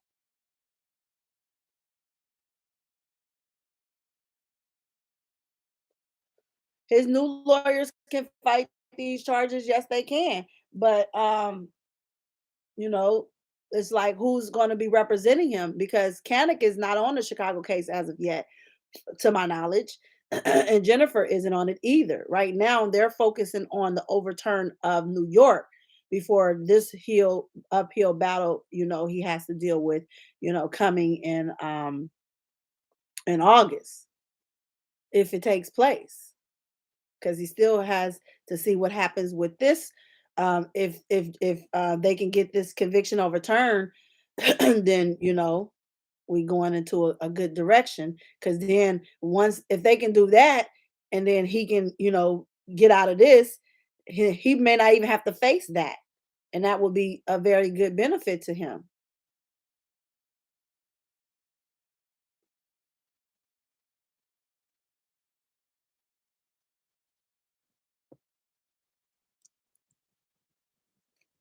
Let me see.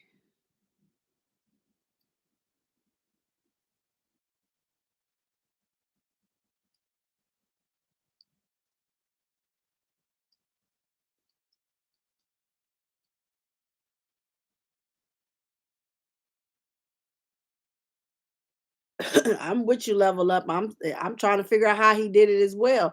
Well, I can tell you one thing from listening to Don say how people would have R. Kelly in the studio. He have his back he'll be in the studio and he'll be making so much music that he wasn't even aware of what was going on around him because they had him in the studio while these career criminals was actually pulling off all the stuff that they're accusing him of. They just blaming him for the actions of what the people around R. Kelly was actually doing. That's my interpretation. That's the way I see this case going. I don't see R. Kelly doing the crimes that he is dealing with. I feel that these were his people around him who was committing these crimes, and then when they get caught in the act, they will put it off on R. Kelly, and then they had the connections on the inside who could pay these people off, and then everybody could still benefit from some of that money. It was a scheme.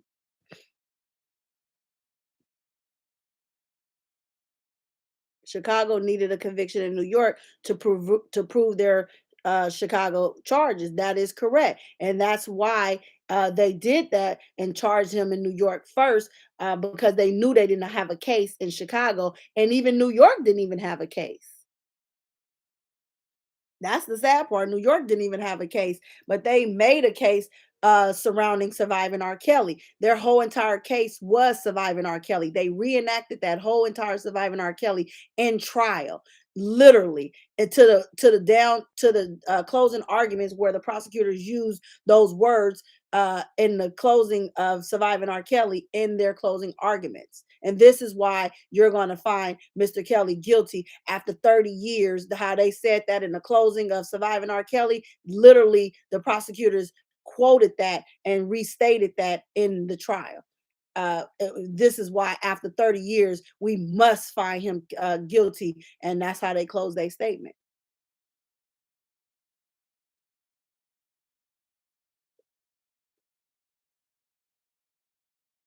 Yeah, that is true. Alvira, that is true. I can see them having problems because none of these people was in it. They did have Lisa Van Allen come. Rashona testified it wasn't her. So these other people that they're trying to put in this case, I can see it. It's gonna be an issue because they're trying so hard to convict him. It's so, RP, she's not here to enjoy the fruits of her labor. Uncle Barry will not get my money. A lot of people are saying that too. By the way, that Aaliyah is not here to enjoy the fruit, and because her uncle has, he'll get the benefit of it. No one wants to support it.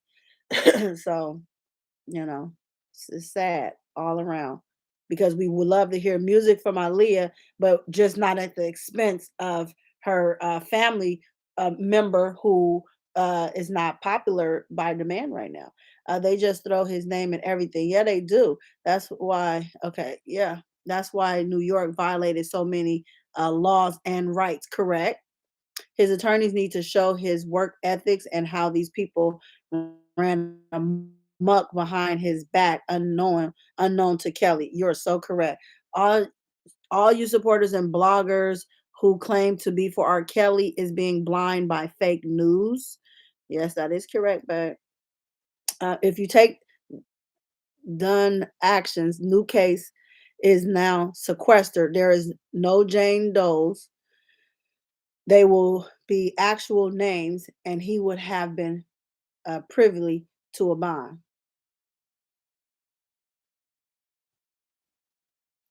That brat then stole the show. Yes. They want Kelly so bad they are willing to do anything. Yes. Well, Johanna was outside saying he's innocent at the time. Lisa got thrown out. Rashona said it wasn't her, so I don't see how they can convict with this knowledge. That is correct. But then who are the other two? You know, who are the other, two or three Jane Does? Well, we need to figure that part out. And Kels wasn't gonna let them have his master's in publishing. No, he wasn't. And held to ask. But should I hate to ask, but should the supporters be saving up to help Kelly for Chicago case? Um, we can do we I just feel like anything that needs to be donated should be donated directly to R. Kelly's commissary. And then whatever he chooses to do with his money, rather, he leans it towards the support of his attorneys or whatever, then yeah, we should definitely be saving up. I think it's a great question, Alvira. And I think that everything we donate should be donated directly to him. And make sure you guys call to the MDC facility and just confirm all of the actual information where you send your money to. Follow the accurate steps. Don't take people putting out information. Oh, send your money here, send your money there. Okay, even if the information is accurate, and even if I put the information out, go behind me, reach out to the MDC, and just confirm that this is the accurate information where the money should be sent. That way it will bring less confusion, and we can nip it in the bud, the scammers that are out here scamming and still trying to benefit off of R. Kelly. And be careful, because there's a lot of fraudulent stuff still happening. Because remember, people made up a fake account for R. Kelly with the Hangout crew. Okay, so and then it's being said that a lot of people is getting emails, and you know what I'm saying, there's just so much happening. All I say is just be mindful, just be aware. Don't be vulnerable. Don't be gullible. Don't be excited to hear from R. Kelly, if it's even true, because you really don't know who's on the other end of the email when people are so creative in scamming and putting stuff together. It's sad. Y'all, we got to be careful.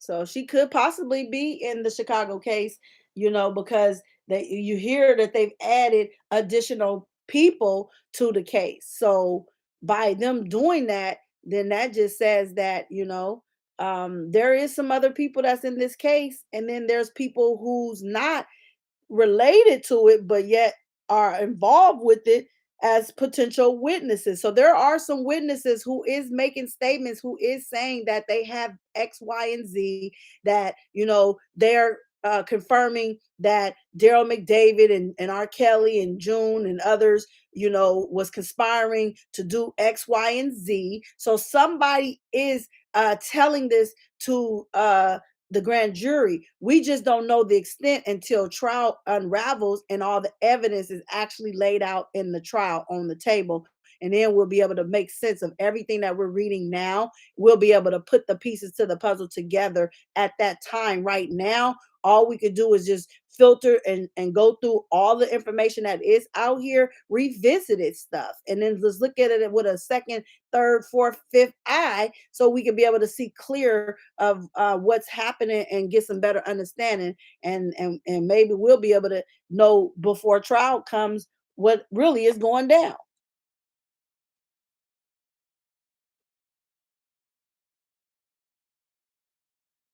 Yes, we can send money directly to him. You don't have to be afraid of them taking his commissary money. They're not taking anything of that or anything like that from him. So we are safe to send money directly to him. He will receive the money. That's a known fact. The restitution and nothing has been stipulated or put in place for him to have any type of restitutions as of yet.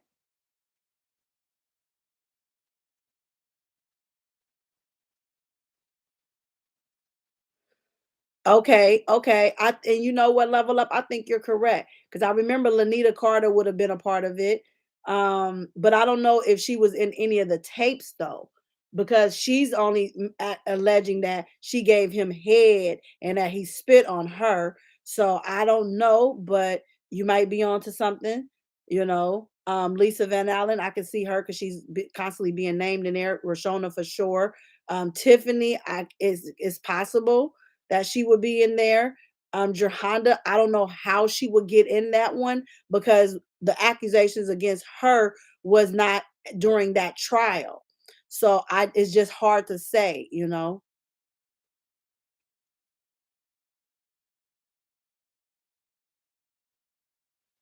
You're correct about Avenatti was definitely representing Jahanda at that time. That is true. Yeah, I can't understand it either, Big Vi. I really can't. How did a TV show inspire them to, bring charges up against R. Kelly based on a TV show that is fiction, but yet they made it a reality? Definitely got to keep your eyes on the quiet ones. Definitely, because it's too many people, um, you know, that are out here, and some are quiet. Some are quiet more than others.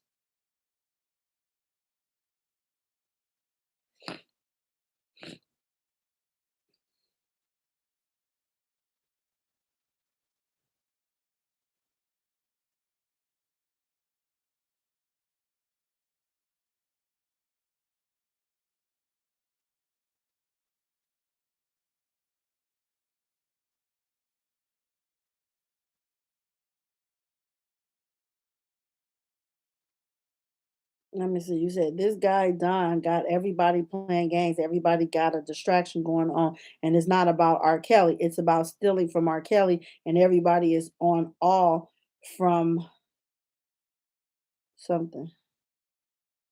Dominique, I don't think so. I personally believe some conspiracy surrounding her, and I don't think she's gonna have anything to do with this. I think she's gonna be quiet. And again, a lot of stuff that's happening in this upcoming trial the is because of his first trial that he beat. So everything is surrounding behind him winning that trial. And so they're trying to say that he was guilty. And now they're trying to prove he was guilty in a different way by not retrying him the same way they tried him, but by trying him in a different way by saying he obstructed justice in that case. He paid people off to false testify. So they're charging him different. The only thing that they are charging him that could potentially be double jeopardy is child pornography. So they are saying there's child pornography.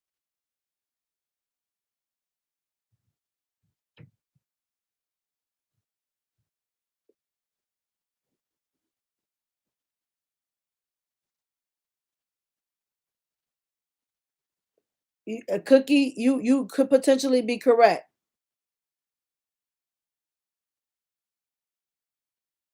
because if they throw that New York out, I could see Chicago falling short because in order they're basically needing to use New York against him in Chicago to really make a case for them in Chicago because without the New York conviction, there really wouldn't be a Chicago case.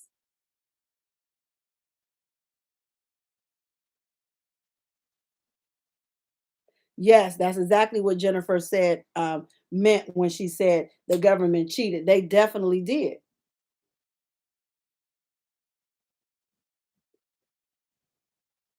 And the good thing about Jennifer is that she sees what we see. You know, Jennifer sees what we see. She's not oblivious to the facts. You know, she's not afraid to challenge the government. And that's the good thing about having Jennifer is because she really is not afraid to challenge them.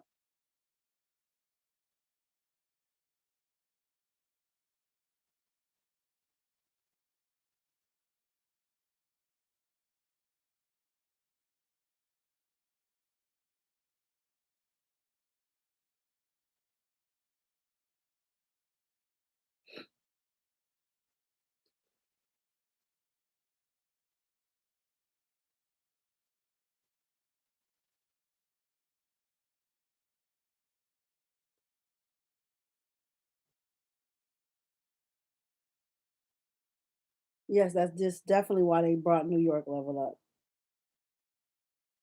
Yeah, she's definitely aware of everything, and Jennifer is taking notes.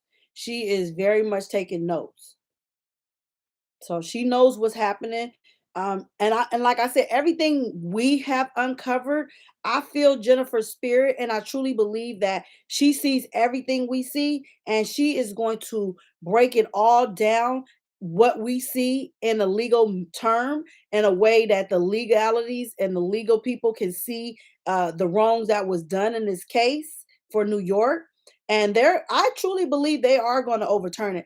Jennifer is the breath of fresh air. Jennifer is the light to the dark tunnel of R. Kelly. She's that light at the end. She's that rainbow. She's that pot of gold at the end of the rainbow. She is really going to overturn this. I feel it, and I just can't wait to see how she presents her motion. It's really going to be a sight to see. So I know a lot of us are on the motion watch because we're patiently waiting for her to drop it, and it's due, January the 4th. So she has in the 4 days in the new year to get it out there, and then the prosecutor has 24 days after to be able to you know, uh, respond to it. And then the judge has until February to, rule on it.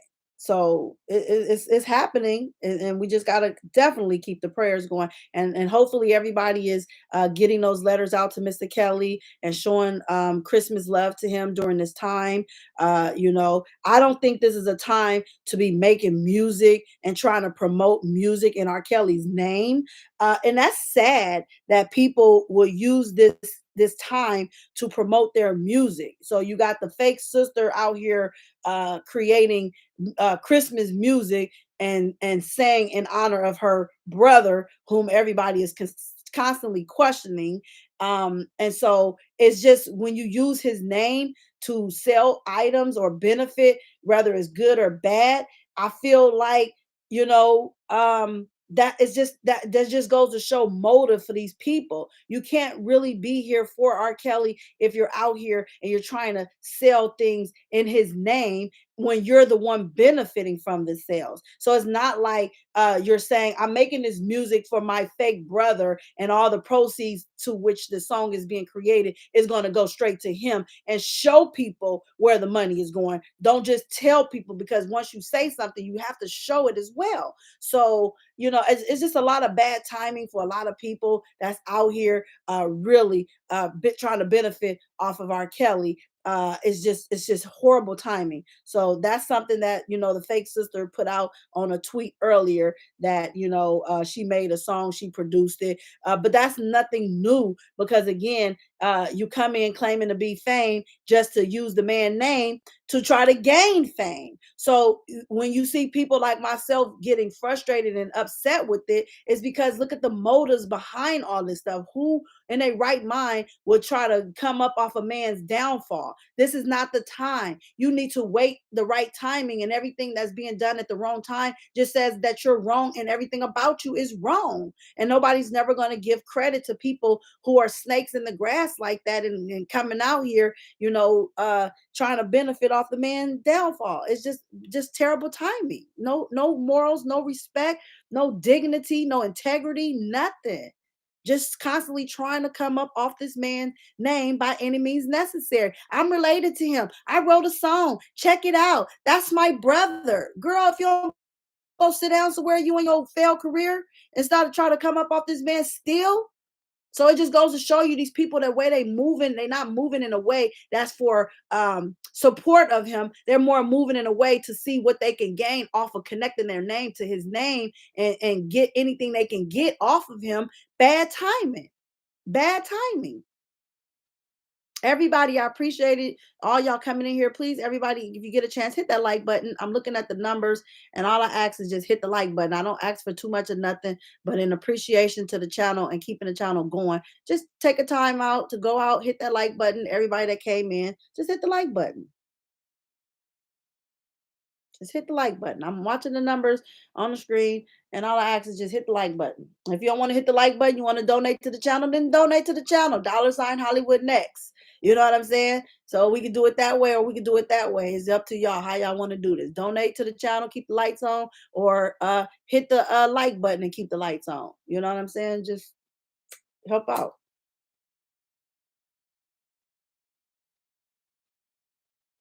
Thank you for everybody that's hitting the like. Thank you. That's all I ask you. Thank you. That's much appreciated. If you don't want to hit the Cash App, $ Hollywood next, hit the like button.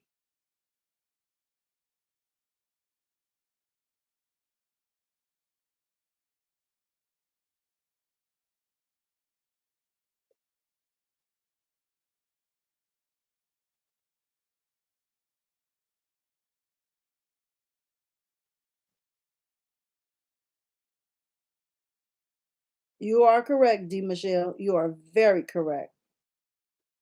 You are very correct.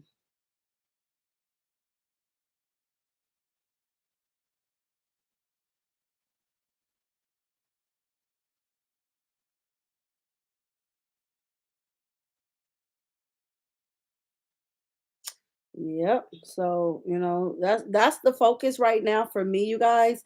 As this year winds down, I'm just praying all of our strength in the Lord. I'm praying for R. Kelly each and every day. I pray for all of us. I even pray for the enemies. R. Kelly even said pray for his enemies, because we got to pray for everybody. People out here really, here to tear this man down, take this man for everything that they can, and while he's the one that's incarcerated, everybody else is out here, making deals and, doing all this deceptive stuff behind the man back.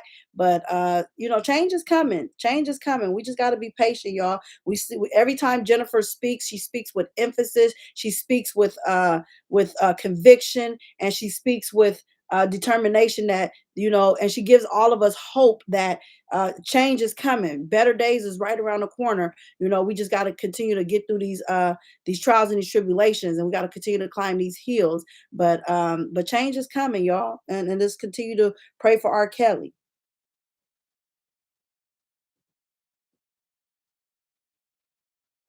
You're so right. Hey, Carmel and Alazar. Yes, he's going to jail. Don's going to jail. It's just a matter of time.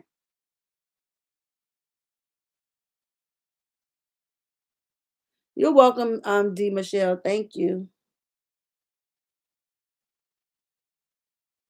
Okay, I sure will, Vi. I definitely will. And make sure you guys go over there, like, share, and subscribe to Vi's channel, man.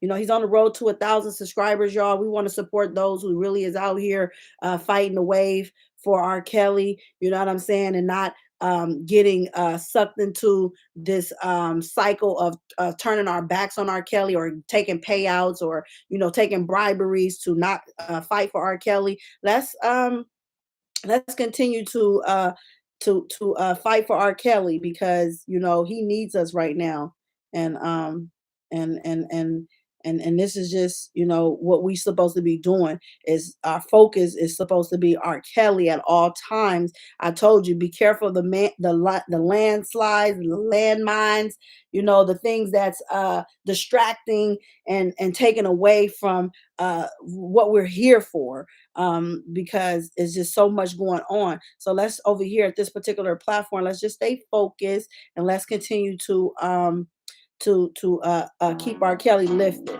But that was my time. You know, I appreciate you guys each and every time. I try not to keep these lives too long, just bearable enough for us to get the message. Free R.Kelly, free them all, free Larry Hoover, and I appreciate each and every one of you guys for coming over to the channel. I'm gonna have to put a panel together where we all come back and we voice our opinions. I would love to hear from the subscribers how you guys are feeling. And thank you to all the new subscribers. God bless y'all. Pieces. Faith's not supposed to be seen. The sky's not supposed to touch the ground. And a square's not supposed to be round. The moon's not supposed to touch the sun. And a two is not supposed to be a one. And a heart's not supposed to weigh a ton. And forever's not supposed to be done. Winter's not supposed to come in June. I am not supposed to except you and me. There are so many things that I'm not supposed to be. Baby, except you and me. Night's not supposed to be known. No one is supposed to be alone. Understanding is not supposed to be confused. That the wind is not supposed to lose. Like fire's not supposed to freeze. Or like joy is not supposed to grieve. Like you are not supposed to leave. What I said I'm not supposed to leave. He is not supposed to have your heart. Baby, we are not supposed to be apart. There are so many things that are not supposed to be said. You and me. There are so many things that are not supposed to be. It seems just like no seasons changing. All this earth with no creation, or heart, and no feelings, or a sickness without healing. Just like a frozen spring, or bird with no wings. Just like a song in a key, that's how my life would be. Like the night skies with no stars, lonely road, no home and never walks in the park. That's how we'll be when I'm there are so many things, yeah, except love. So many things that are not supposed to be. Like having no enemy. Like having no earth to breathe. Like having no rain for the sea. There are so many things that's not supposed to be. Not supposed to be. Except you and me. Babe. Yeah, babe. Yeah. Except you and me. Pieces.